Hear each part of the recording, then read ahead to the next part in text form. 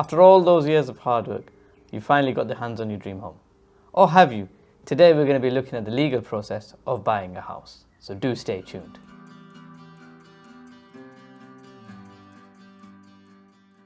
Before we continue on into the video, let's look at a key term: conveyancing. What is conveyancing?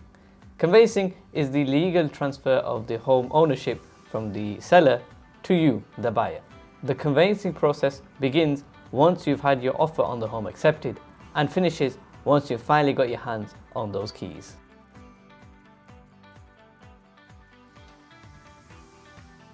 So you finally had your offer accepted, but what's exactly next? Well, firstly, you'll need to instruct a conveyancer or a solicitor to conduct out a conveyancing process. This process you can do yourself as well. However, most people choose to go down through the route of a solicitor or a conveyancer to help them make it all easy as possible. Before anything can happen, you'll have to find the right solicitor or conveyancer and instruct them.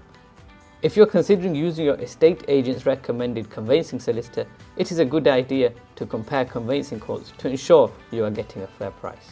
You should apply for your mortgage.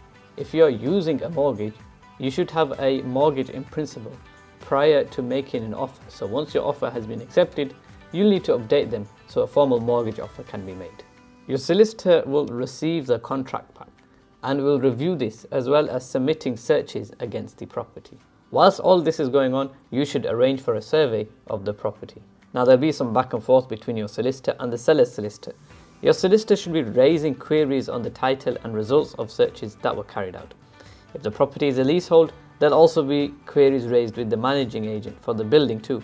This whole query process itself can take several weeks to even months. Once your solicitor is satisfied, they will prepare a report on title for you and a certificate of title for your lender.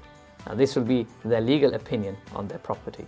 Once you and your lender are happy, you can proceed to signing the contract and transfer, and then this will be undated. You and the seller will then agree to a date to exchange contracts and complete the sale. You will receive a completion statement from your solicitor which will set out how much you have to pay in order to exchange. The exchange of contracts takes place, both sides are now legally bound to the sale. Completion will take place on the date agreed in the contract. Any remaining funds are paid to the seller. And then finally, your solicitor will need to register the sale at the land registry and pay any stamp duty. And there you have it. Easy as 1, 2, 3. Just some of the legal processes of buying a house. See you next time.